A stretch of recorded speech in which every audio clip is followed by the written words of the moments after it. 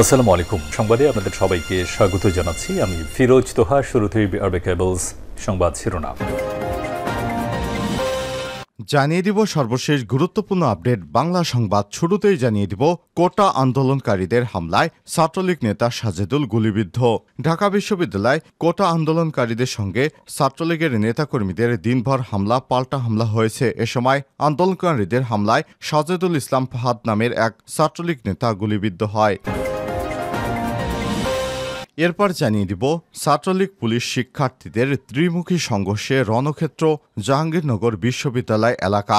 রাতভর চলেছে সংঘর্ষ। ধাওয়া খেয়ে জাহাঙ্গীরনগর ইউনিভার্সিটি থেকে পালিয়ে গেল ছাত্রলীগ। এরপর পুলিশের সঙ্গে গুলি বিনিময়। জানিয়ে দিব সংঘাতে রূপ নিল কোটা আন্দোলন।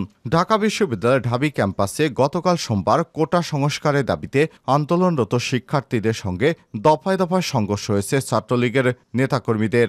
আন্দোলনকারীদের পক্ষ থেকেই প্রথমে ছাত্রলীগের উপর হামলা করা হয় বলে অভিযোগ উঠেছে। এতে ছাত্রলীগের অন্তত ২৫ জন গুরুতর আহত হয়েছে। জানিয়ে দিব পানি জাহাঙ্গীর থেকে ৪০০ কোটি টাকার মালিক পালিয়েছেন যুক্তরাষ্ট্রে। ১৯৭৮ সালে পানি জাহাঙ্গীর যখন ১২ থেকে ১৩ বছর বয়স অভাব অনাটনের সংসারে ভাত পেতেন না। আর সেই জাহাঙ্গীর প্রধানমন্ত্রী শেখ হাসিনার কার্যালয়ে পানি খাওয়ানোর কাজ করতেন এবং বাসার কাজ করতেন। সেই জাহাঙ্গীর এখন ৪০০ কোটি টাকার মালিক। সে পালিয়ে গেছে যুক্তরাষ্ট্রে। জানিয়ে দিব এবার পাল্টা কর্মসূচি দিল ছাত্রলীগ। বিক্ষোভ সমাবেশের ডাক দিয়েছে বাংলাদেশ ছাত্রলীগ। বাঙালির মহান স্বাধীনতাকে কটাক্ষ এবং ৭১-এর ঘৃণিত গণহত্যাকারী রাজাকারের প্রতি সাফাই আন্দোলনের নামে অস্থিতিশীলতা তৈরি এবং সাধারণ শিক্ষার্থী ও নেতাকর্মীদের উপর বর্বর হামলার প্রতিবাদে এই সমাবেশ করবেন তারা। এবং সর্বশেষ জানিয়ে দিব প্রতিবাদ জানাতে সারা বিশ্বকে আহ্বান জানালেন ব্রাজিলের president Lula da Silva. Gaza গণহত্যা নিয়ে এবার মুখ খুলেছেন ল্যাটিন আমেরিকার দেশ ব্রাজিল। ব্রাজিল বর্তমান প্রেসিডেন্ট গাজার গণহত্যার তীব্র নিন্দা এবং প্রতিবাদ জানিয়ে ইসরায়েলকে ধিক্কার জানিয়েছেন। প্রিয় দর্শক, এতক্ষণ শুনছিলেন সংবাদ শিরোনাম, এবারে বিস্তারিত। তবে তার আগে বন্ধুরা অনুরোধ থাকবে, আপনি কোন স্থান থেকে আমাদের সংবাদটি দেখছেন কমেন্ট করে জানিয়ে দিন বন্ধুরা এই সংবাদটি সম্পর্কে আপনার মূল্যবান মতামত। আর আপনি যদি আমাদের চ্যানেলে নতুন হয়ে থাকেন, ভিডিওটি দেখতে দেখতে চ্যানেলটি সাবস্ক্রাইব করে রাখুন, যাতে করে আমাদের লেটেস্ট আপডেট সংবাদগুলো সবার আগে আপনার কাছে পৌঁছে যায়। এবারে বিস্তারিত। কোটা আন্দোলনকারীদের হামলায় ছাত্রলীগ নেতা সাজেদুল গুলিবিদ্ধ। ঢাকা বিশ্ববিদ্যালয়ে কোটা আন্দোলনকারীদের সঙ্গে ছাত্রলীগের নেতাকর্মীদের দিনভর হামলা পাল্টা হামলা হয়েছে। এ সময় আন্দোলনকারীদের হামলায় সাজেদুল ইসলাম ফাহাদ নামের এক ছাত্রলীগ নেতা গুলিবিদ্ধ হয়েছেন। সোমবার ১৫ জুলাই ঢাকা বিশ্ববিদ্যালয় ক্যাম্পাসে আন্দোলনকারীদের ছোড়া গুলিতে তিনি গুলিবিদ্ধ হন। সাজেদুল নিউ মার্কেট থানা ছাত্রলীগের সাধারণ সম্পাদক। জানা গেছে, কোটা সংস্কার আন্দোলনকে কেন্দ্র করে সোমবার দুপুর থেকে ঢাবিতে সংঘর্ষে জড়ায় ছাত্রলীগ ও আন্দোলনকারীরা। এ সময় তাদের ছোড়া গুলিতে সাজেদুল গুলিবিদ্ধ হন। বর্তমানে তার অবস্থা আশঙ্কাজনক। তিনি এখন ঢাকা মেডিকেল কলেজ হাসপাতালে ভর্তি রয়েছেন। উল্লেখ্য, কোটা সংস্কার আন্দোলনকে কেন্দ্র করে সোমবার ঢাকা বিশ্ববিদ্যালয়ে আন্দোলনকারী এবং ছাত্রলীগের নেতাকর্মীদের মধ্যে সংঘর্ষ হয়। এদিন বিকেলে ডক্টর মোহাম্মদ শহীদুল্লাহ হল, ফজলুল হক মুসলিম হল এবং অমর একুশে হল এর থেকে বিভিন্ন কক্ষে ভাঙচুর, অগ্নিসংযোগ, ককটেল নিক্ষেপ, গুলি নিক্ষেপের মতো ঘটনা ঘটে। এ সময় আন্দোলনকারীরা শহীদুল্লাহ হলের ছাদ দখল নিয়ে সেখান থেকে ছাত্রলীগের নেতাকর্মীদের উপর পাথর নিক্ষেপ করে। এছাড়াও ছাত্রলীগের পক্ষ থেকে অভিযোগ করা হয়, ছাত্রদলের লোকজন শহীদুল্লাহ হল এবং ফজলুল হক হল এলাকায় গিয়ে গুলি এবং ককটেল নিক্ষেপ করে। তারা বেশ কয়েকটি কক্ষেও ভাঙচুর চালায়। অবশ্য এই অভিযোগ অস্বীকার করেছে ঢাকা বিশ্ববিদ্যালয় শাখা ছাত্রদল।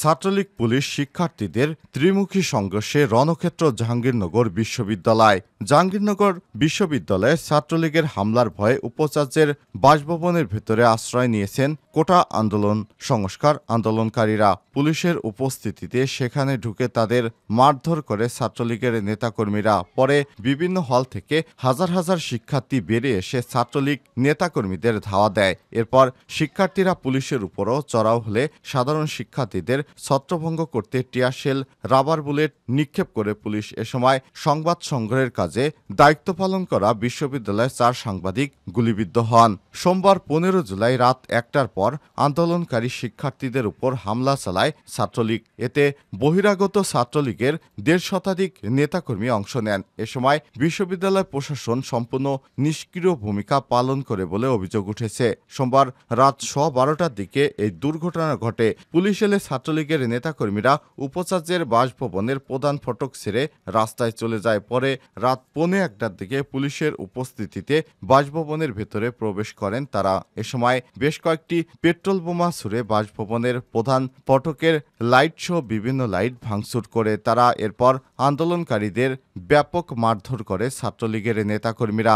এ সময় উপাচার্য বাসভবনেই ছিলেন, কিন্তু তিনি মুখ খুলেননি। শিক্ষার্থীরা বলেন, হামলাকারী ব্যক্তিরা অধিকাংশ মাথায় হেলমেট এবং হাতে ধারালো অস্ত্র ছিল। এ সময় 2টি পেট্রোল বোমা ছুটতে দেখা যায়। হামলা থেকে বাঁচতে শিক্ষার্থীরা উপাচার্যের বাসভবনে আশ্রয় নেয়। এ সময় তাদের লক্ষ্য করে ইটপাটকেল ছড়ে ছাত্রলীগের নেতাকর্মীরা। বিশ্বস্ত সূত্র থেকে কালবেলা জানিয়েছে, আন্দোলনকারী ছাত্রলীগের আক্রমণের আশঙ্কায় উপাচার্যের বাসভবনের ভিতরে আশ্রয় নেয়। এ সময় ছাত্রলীগ গেটের বাইরে অবস্থান নিয়ে শোডাউন শুরু করে। 20 মিনিট পর পুলিশ এসে পরিস্থিতি নিয়ন্ত্রণের চেষ্টা করলে ছাত্রলীগকে বাধা দেয়নি।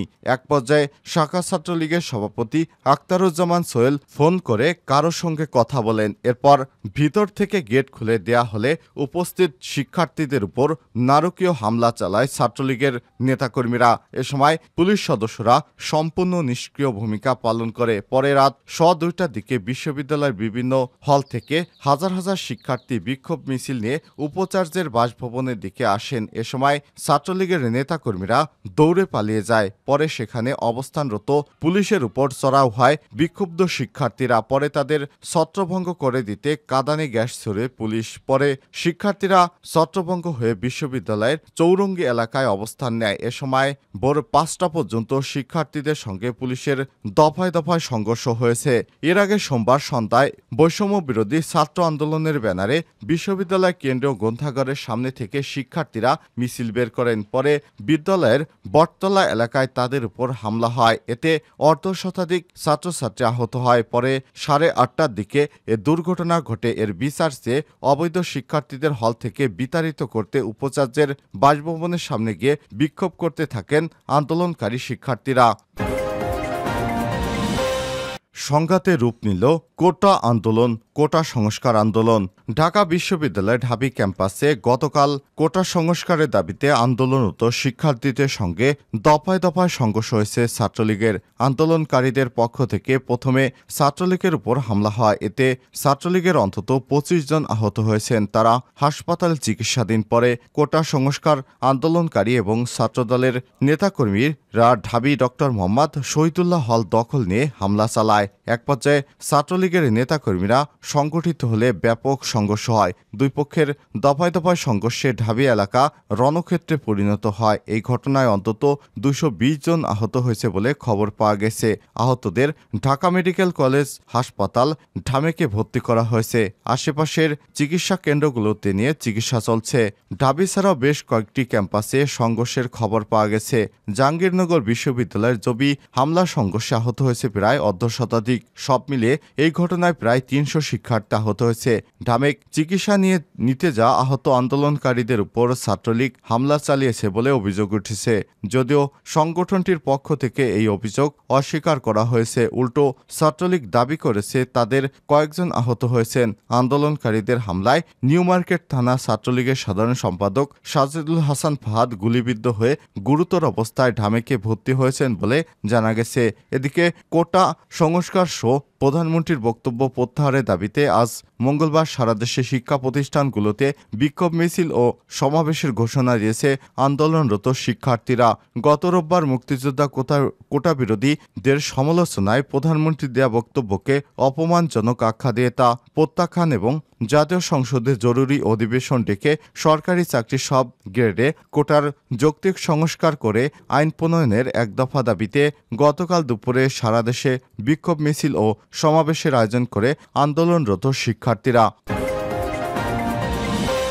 পানি জাহাঙ্গীর থেকে 400 কোটির মালিক পালিয়ে গেল আমেরিকায়। 1978 সাল জাহাঙ্গীর আলমের বয়স মাত্র 12 থেকে 13 বছর। গ্রামে অভাব অনটনে থাকা ছেলেটি ঢাকায় আশ্রয় নেন আওয়ামী লীগের সাবেক সভাপতি আব্দুল মালেক উকিলের বাসায়। সেই বাসায় টুকটাক কাজ করতেন তিনি। পরে মালেক উকিলের অনুরোধে জাহাঙ্গীরকে দলের নতুন সভাপতি শেখ হাসিনা তার বাসায় কাজের জন্য রেখে দেন।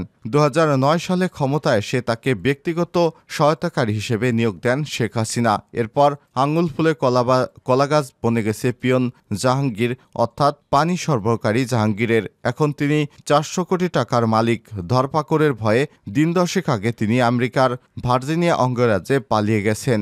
এলাকার সূত্র থেকে জানা গেছে 1981 সালে বর্তমান প্রধানমন্ত্রী শেখ হাসিনার সঙ্গেই ছিলেন জাহাঙ্গীর। শেখ হাসিনার ধানমন্ডির বাড়ি সুদাসনে আসা দলীয় নেতাকর্মীদের পানি খাওয়ানোর কাজ করতেন তিনি। ফলে তাদের কাছে একসময় তার নাম হয়ে যায় পানি জাহাঙ্গীর। 2009 সালে তাকে প্রধানমন্ত্রীর ব্যক্তিগত সহকারী PA পদে নিয়োগ দেওয়া হয়। এ পদের কাজ প্রধানমন্ত্রীর ব্যক্তিগত ফুড ফরমায়েশে শোনা, কিন্তু তিনি সর্বশেষ নিজেকে পরিচয় দিতেন প্রধানমন্ত্রীর সহকারীর একান্ত সচিব।